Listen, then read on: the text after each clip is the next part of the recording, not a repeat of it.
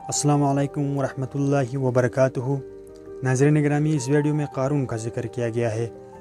بعض روایت کے مطابق قارون حضرت موسیٰ علیہ السلام کا چچا زاد بھائی تھا اور بظاہر اس نے آپ کا دین بھی قبول کر لیا تھا، نماز پڑھتا تھا، تورات بھی پڑھتا تھا، لیکن ریاکار اور کمزور عقیدت کا انسان تھا، مکمل ایمان نہیں رکھتا تھا، چاہتا تھا کہ لوگ اس سے خوش فہمی میں رہے تاکہ انہیں فریب دے سکے۔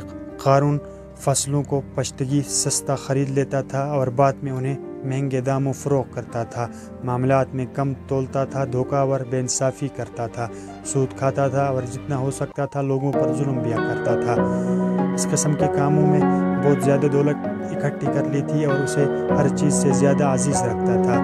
قارون خدا پرست نہ تھا بلکہ دولت پرست تھا، اپنے دولت عیش و عشرت میں خرچ کرتا تھا، بہت عمدہ محل بنا لیا تھا اور ان کی در و دیوار کو سونے اور مختلف قسم کے جوہرات سے مزین کیا ہوا تھا، حتیٰ کہ اپنے گھوڑ اور اونٹوں کو سونے اور جوہرات سے مزین کیا۔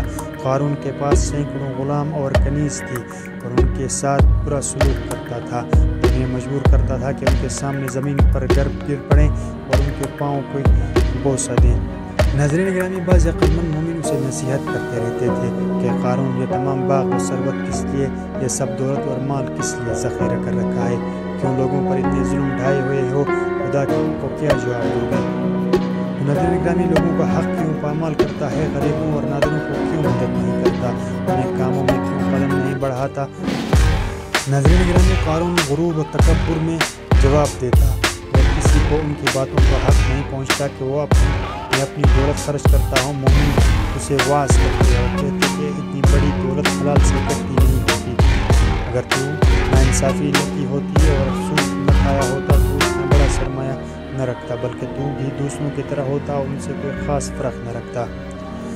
تو ناظرین گرامی، قارون جواب میں کہتا، نہیں، میں دوسروں کی طرح نہیں، میں چالاک اور محنتی ہوں، میں نے کام کیا ہے اور دولت مند ہوں۔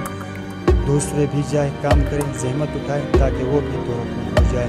میں کس لیے غریبوں کی مدد کروں، لیکن مومن اس کی رہنمائی کے لیے پھر بھی کہتے کہ تم تمام لوگ کو ادا نہیں کرتے۔ جب یہ اتنے دولت مند ہو کہ تم مزدوروں کا حق ادا کرتے تو اتنے ثروت مند نہ ہوتے اور وہ اتنے فقیر اور خالی ہاتھ نہ ہوتے۔ اب بھی اگر چاہتے کہ سعادت مند اور عقیدت بخیر ہو جاؤ تو اپنی دولت کو مخلوق خدا کی آسائش اور ترقی میں خرچ کرو۔ دولت کا انبار لگانا اچھی بات نہیں، دولت کو ان رستوں میں کہ جیسے خدا پسند کرتا ہے خرچ کرو۔ لیکن قارون مومنوں کا مذاق اڑاتا اور ان کی باتوں پر ہنستا تھا اور غرور اور بے اعتنائی سے انہیں کہتا کہ بے فائدہ مجھے نصیحت نہ کرو، میں تم سے بہتر ہوں اور اللہ پر زیادہ ایمان رکھتا ہوں، جاؤ اپنا کام کرو، اپنی فکر کرو۔